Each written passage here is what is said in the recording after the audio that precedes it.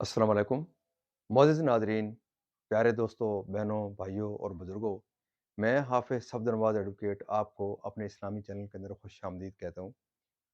اور ہر روز کی طرح آج بھی ہم انشاءاللہ دوسرا پارہ سورہ البقرہ کی آیات نمبر 218 تا 220 تک کی تلاوت، ترجمہ اور تفسیر پڑھنے کا شرف حاصل کریں گے۔ تلاوت شروع فرمانے سے پہلے ہم درود شریف پڑھتے ہیں، آپ بھی میرے ساتھ پڑھیں۔ اللهم صل على محمد وعلى آل محمد كما صليت على إبراهيم وعلى آل إبراهيم إنك حميد مجيد. اللهم بارك على محمد وعلى آل محمد كما باركت على إبراهيم وعلى آل إبراهيم إنك حميد مجيد. أما بعد فأعوذ بالله من الشيطان الرجيم. بسم الله الرحمن الرحيم. يسألونك عن الخمر والميسر قل فيهما اسم كبير ومنافع للناس واسمهما أكبر من نفعهما ويسألونك ماذا ينفقون قل العفو كذلك يبين الله لكم الآيات لعلكم تتفكرون في الدنيا والآخرة ويسألونك عن اليتامى قل إصلاح لهم خير وإن تخالطوهم فإخوانكم والله يعلم المفسد من المصلح ولو شاء الله لأعنتكم إن الله عزيز حكيم ولا تنكحوا المشركات حتى يؤمن ولا أمة مؤمنة خير من مشركة ولو أعجبتكم ولا تنكحوا المشركين حتى يؤمنوا ولا عبد مؤمن خير من مشرك ولو أعجبكم أولئك يدعون إلى النار والله يدعو إلى الجنة والمغفرة بإذنه ويبين آياته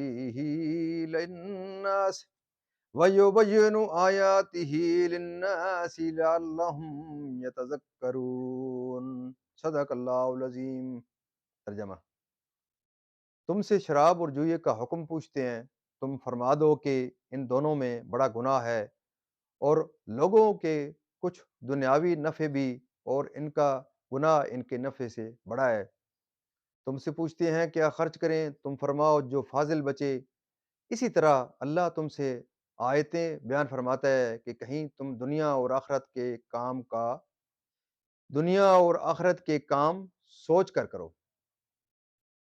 اور تم سے یتیموں کا مسئلہ پوچھتے ہیں، تم فرماؤ ان کا بھلا کرنا بہتر ہے، اور اگر اپنا ان کا خرچ ملا لو تو وہ تمہارے بھائی ہے،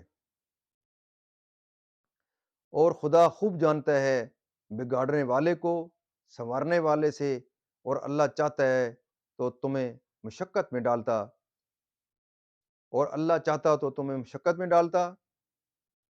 بے شک اللہ زبردست حکمت والا ہے، اور شرک والی عورتوں سے نکاح نہ کرو جب تک مسلمان نہ ہو جائیں، اور بے شک مسلمان لونڈی مشرکہ سے اچھی ہے اگرچہ وہ تمہیں بھاتی ہو، اور مشرکوں کے نکاح میں نہ دو جب تک وہ ایمان نہ لائیں، اور بے شک مسلمان غلام مشرک سے اچھا ہے اگرچہ وہ تمہیں بھاتا ہو۔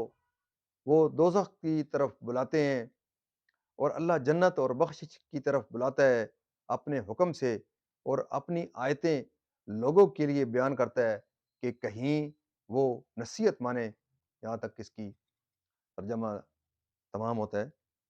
اب اس کی تفسیر۔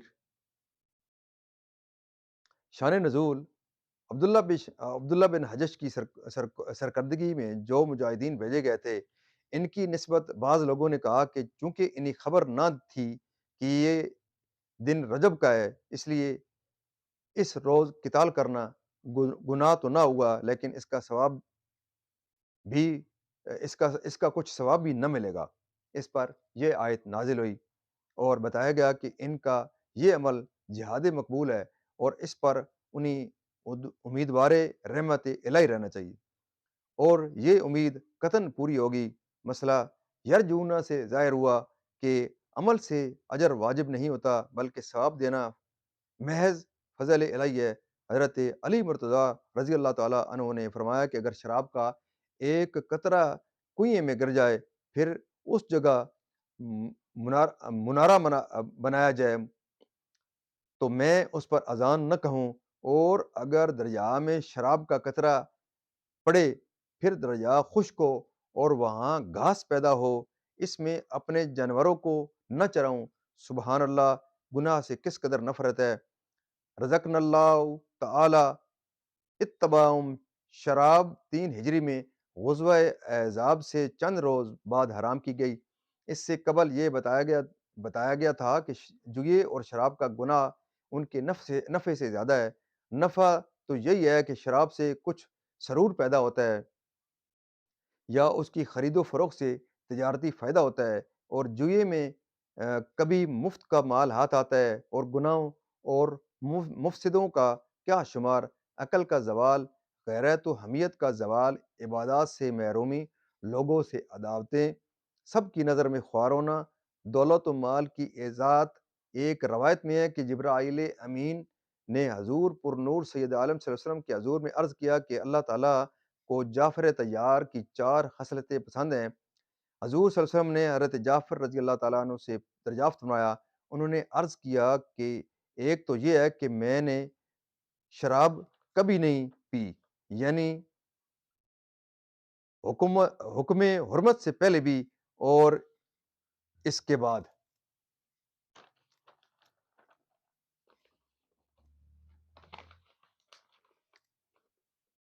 بقیہ صفحہ نمبر 1104 پر پڑھتے ہیں کہ اس کی وجہ یہ تھی کہ میں جانتا تھا کہ اس سے عقل زائل ہوتی ہے، اور میں چاہتا تھا کہ عقل اور بھی تیز ہو۔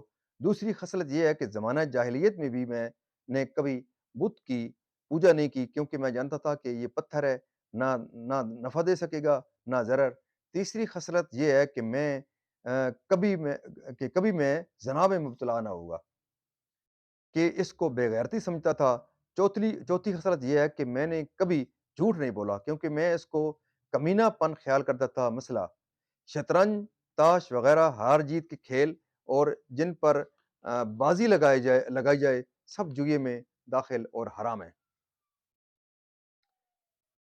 شان نزول سید عالم صلی اللہ علیہ وسلم نے مسلمانوں کو صدقہ دینے کی رغبت دلائی تو آپ سے دریافت کیا گیا کہ مقدار ارشاد فرمائیں، کتنا مال رائے خدا میں دیا جائے؟ اس پر یہ آیت نازل ہوئی، یعنی جتنا تمہاری حاجت سے زائد ہو۔ ابتدائی اسلام میں حاجت سے زائد مال کا خرچ کرنا فرض تھا۔ صحابہ کرام اپنے مال میں سے اپنی ضرورت کی قدر لے کر باقی سب رائے خدا میں تصدق کرتے تھے۔ یہ حکم آیت زکوٰۃ سے منسوخ ہو گیا کہ جتنا تمہاری دنیاوی ضرورت کے لیے کافی ہو وہ لے کر باقی سب اپنے نفع آخرت کے لیے خیرات کر دو۔ کہ ان کے اموال کو اپنے مال سے ملانے کا کیا حکم ہے؟ شان نزول آیت ان الذین یاکلون اموال الیتامی ظلما کے نزول کے بعد لوگوں نے یتیموں کے مال جدا کر دیے اور ان کا کھانا پینا علیحدہ کر دیا۔ اس میں یہ صورتیں بھی پیش آئیں کہ جو کھانا یتیم کے لیے پکایا اور اس میں سے کچھ بچ رہا وہ خراب ہو گیا اور اس کے کام اور کسی کے کام نہ آیا، اس میں یتیموں کا نقصان ہوا۔ یہ صورتیں دیکھ کر حضرت عبداللہ بن رواحہ نے حضور سید عالم صلی اللہ علیہ وسلم سے عرض کیا کہ اگر یتیم کے مال کی حفاظت کی نظر سے اس کا کھانا اس کی اولیاء اپنے کھانے کے ساتھ ملا لیں تو اس کا کیا حکم ہے؟ اس پر یہ آیت نازل ہوئی اور یتیموں کے فائدے کے لیے ملانے کی اجازت دی گئی۔ شان نزول حضرت مرثد غنوی ایک بہادر شخص تھے۔ سید عالم صلی اللہ علیہ وسلم نے انہیں مکہ مکرمہ روانہ فرمایا تاکہ وہاں سے تدبیر کے ساتھ مسلمانوں کو نکال لائیں۔ وہاں اناک نامی ایک مشرکہ عورت تھی جو زمانہ جاہلیت میں ان کے ساتھ محبت رکھتی تھی، حسین اور ماردار تھی۔ جب اس کو ان کی آمد کی خبر ہوئی تو وہ آپ کے پاس آئی اور طالب وصال ہوئی۔ آپ نے بخوف الہی اس سے اعراض کیا اور فرمایا کہ اسلام اس کی اجازت نہیں دیتا، تب اس نے نکاح کی درخواست کی۔ آپ نے فرمایا کہ یہ بھی رسول خدا صلی اللہ علیہ وسلم کی اجازت پر موقوف ہے۔ اپنے کام سے فارغ ہو کر جب آپ خدمت اقدس میں حاضر ہوئے تو حال عرض کر کے نکاح کی بابت دریافت فرمایا۔ اس پر یہ آیت نازل ہوئی۔ بعض علماء نے فرمایا کہ جو کوئی نبی صلی اللہ علیہ وسلم کے ساتھ کفر کرے وہ مشرک ہے، خواہ اللہ کو واحد ہی کہتا ہو اور توحید کا مدعی ہو۔ معزز ناظرین، یہاں اس کی تفسیر بھی تمام ہوتی ہے۔ اللہ تعالیٰ کے فضل و کرم سے اللہ تعالیٰ نے ہمیں توفیق دی ہے۔ اللہ تعالیٰ کے فضل و کرم سے ہم نے ہم نے پڑھی، تلاوت فرمائی اور اس کا ترجمہ اور تفسیر بھی پڑھی ہے۔